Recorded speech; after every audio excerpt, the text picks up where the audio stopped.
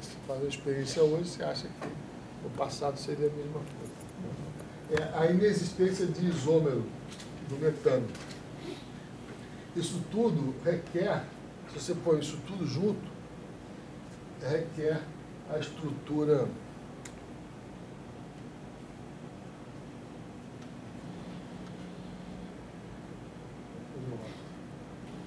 quadridimensional do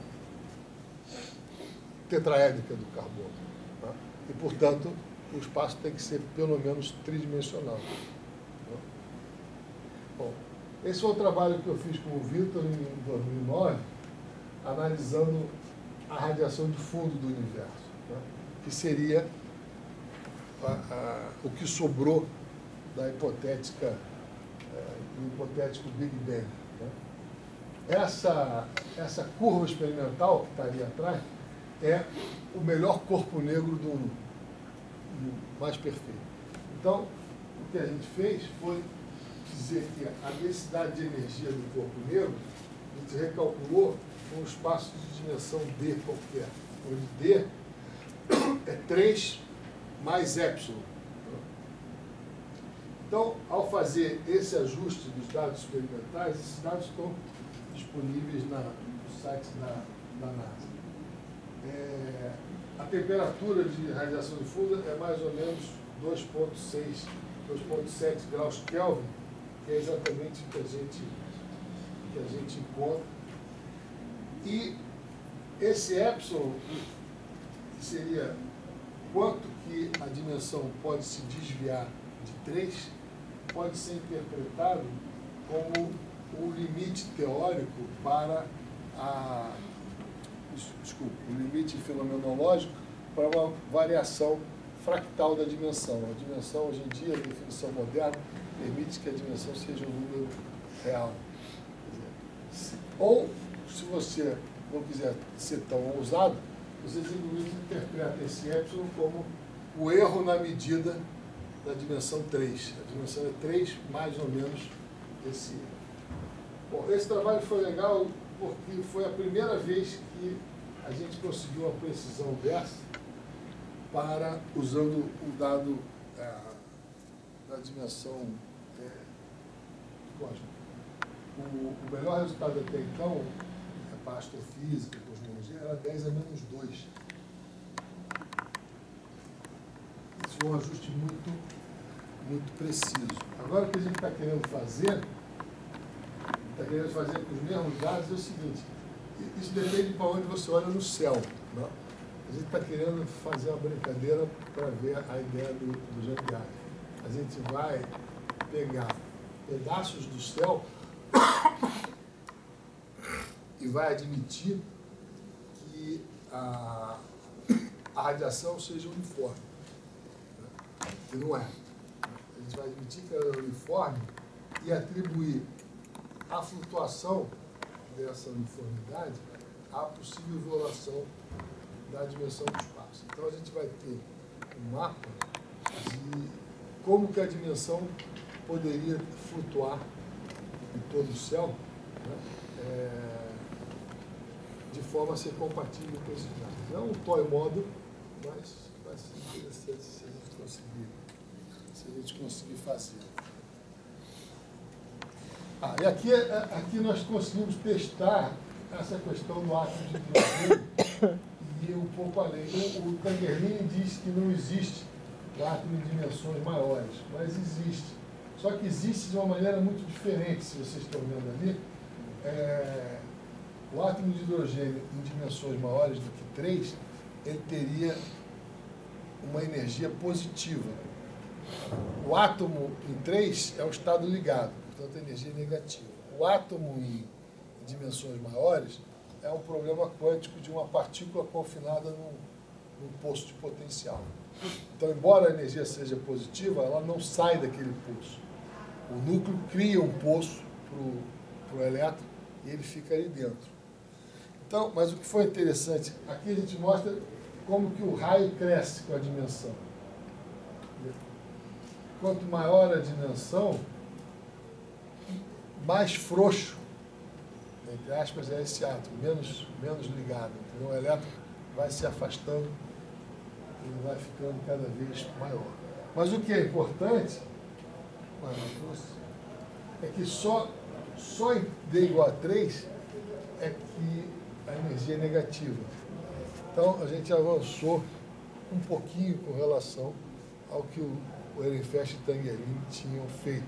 A gente conseguiu mostrar que só em 3 dimensões a energia é negativa. E se você disser que a energia negativa é um dado observacional, você avança um pouquinho nessa discussão.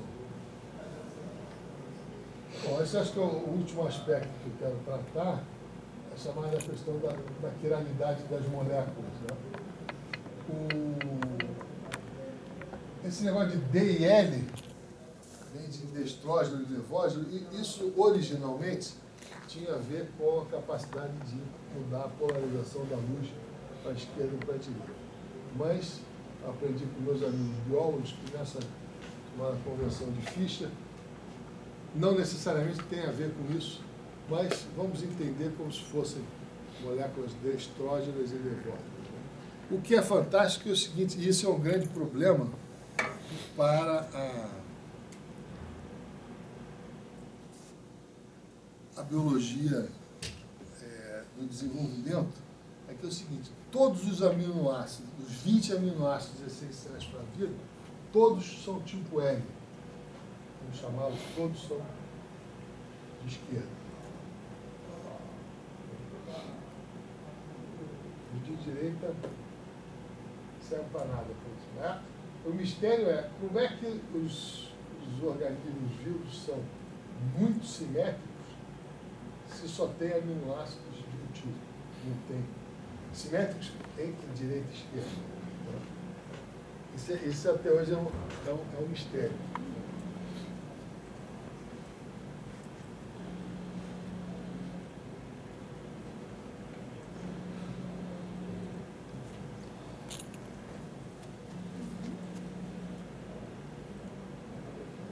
Para entender um pouco melhor isso, eu trouxe essa...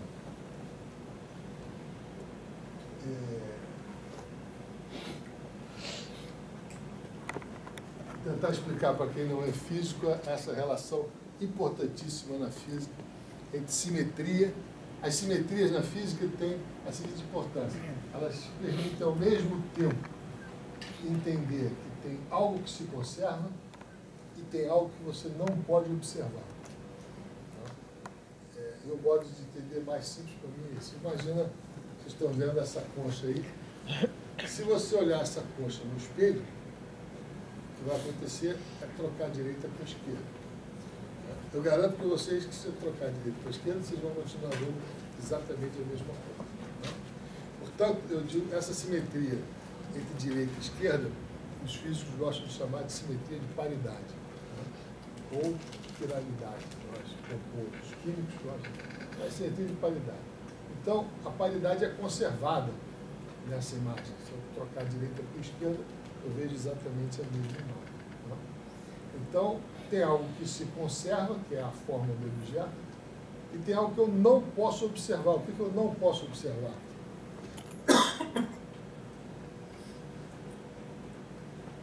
Eu não posso observar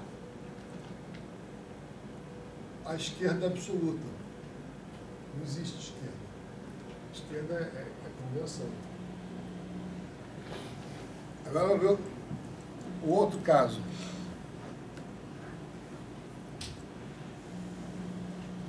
Bom, essa concha, se eu olhar no espelho, a pérola que está na esquerda vai passar para a direita. Então não é mais a mesma imagem. Portanto, a paridade nesse caso não se conserva. Aí vamos fazer a seguinte especulação. Suponha que toda vez que o mergulhador pegar essa ostra debaixo do mar e abrir, a pérola esteja ali. Se isso fosse verdade 100% das vezes, o fato da paridade não ser conservada me permitiria definir o que é esquerda.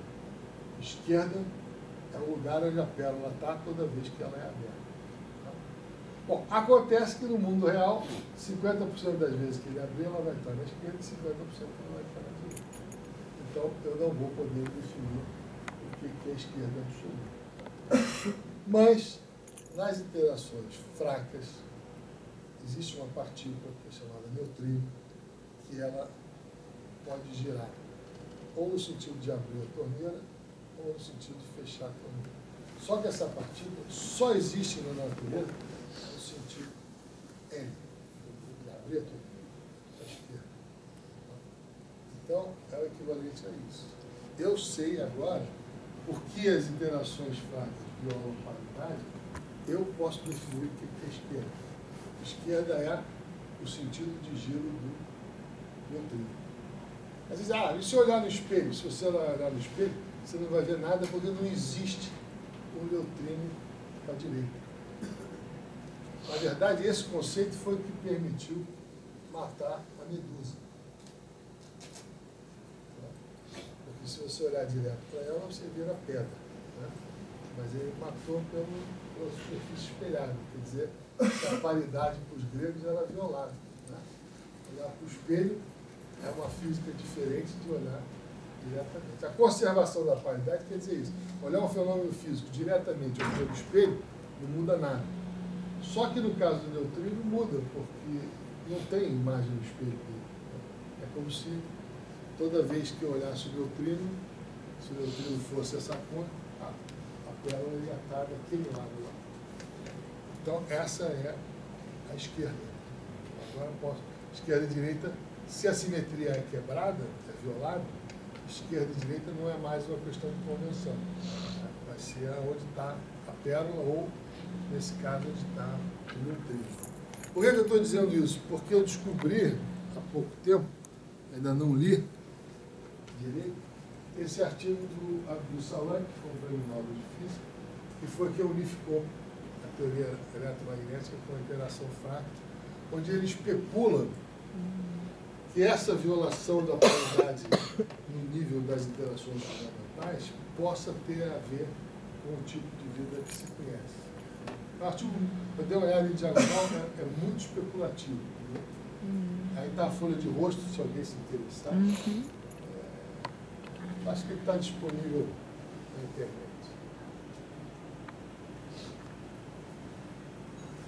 Porque, no fundo, os elétrons que constituem sempre a matéria, eles podem sofrer interação eletrofrágil. Então, você pode, de alguma maneira, tentar quantificar se essa parte que viola a paridade teve alguma influência na distribuição eletrônica dos seres vivos. Eu imagino que é isso que ele está querendo fazer.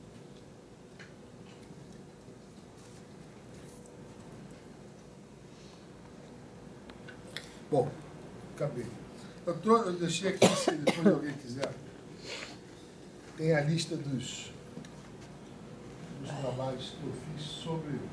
O primeiro é a crítica àquele trabalho do Ehrenfest. Esses dois são artigos de física para mostrar como que a força de Casimir depende da dimensionalidade do espaço. É uma força exercida pelo vácuo. Ali um artigo de História da Filosofia sobre o tipo de explicação causal da dimensionalidade.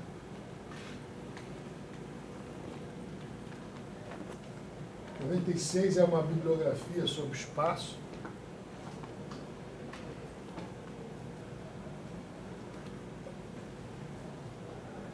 Esse é da radiação cósmica.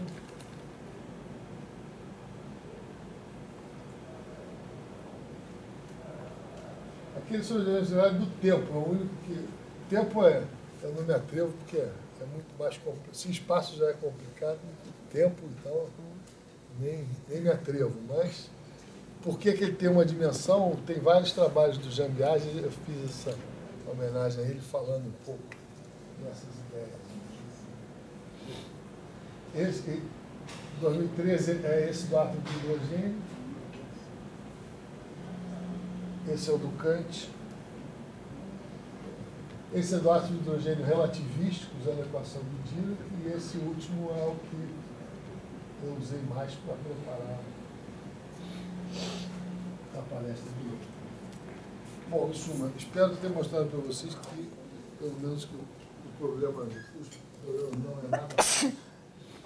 Ao contrário dos problemas mais difíceis que eu já vi.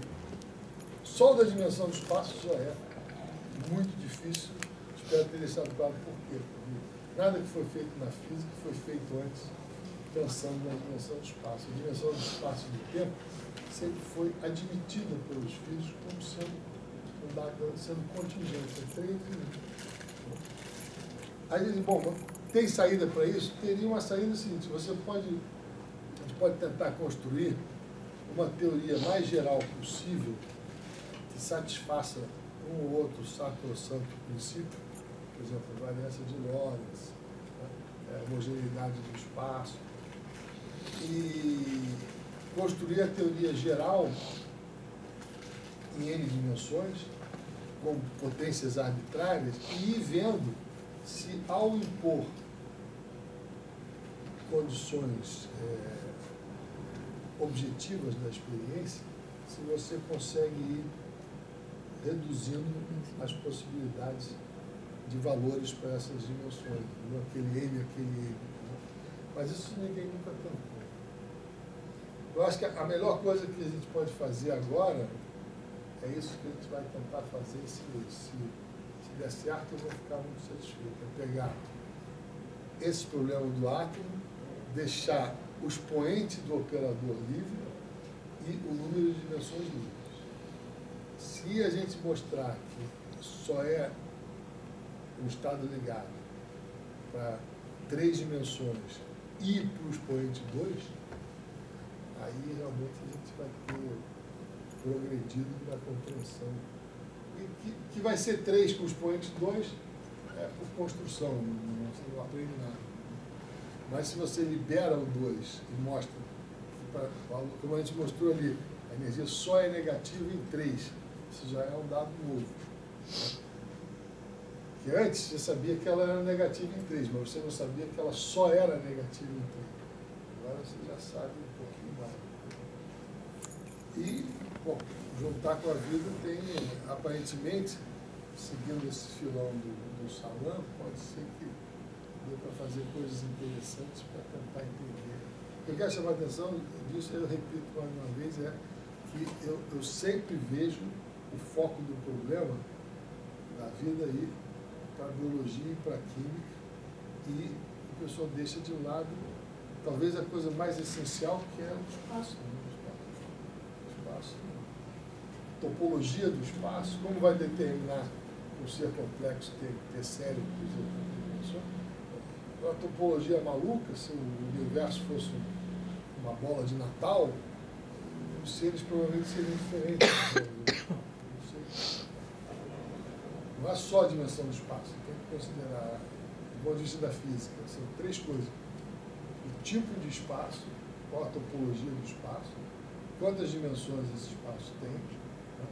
E quais são as interações fundamentais entre esses átomos, essas moléculas, essas partículas elementares que vão compor o sistema vivo. Né? E a questão do reducionismo que você vai ter que enfrentar. Aonde se dá esse milagre de passar de teorias invariantes para a inversão temporal para teorias em que o tempo passa a ter um único sentido de fluxo. Aparentemente são efeitos coletivos que dão isso, mas tem trabalho de Prigogine sobre isso, mas também não dá para dizer qual é exatamente o ponto. É isso, obrigado. Muito bem. Obrigado.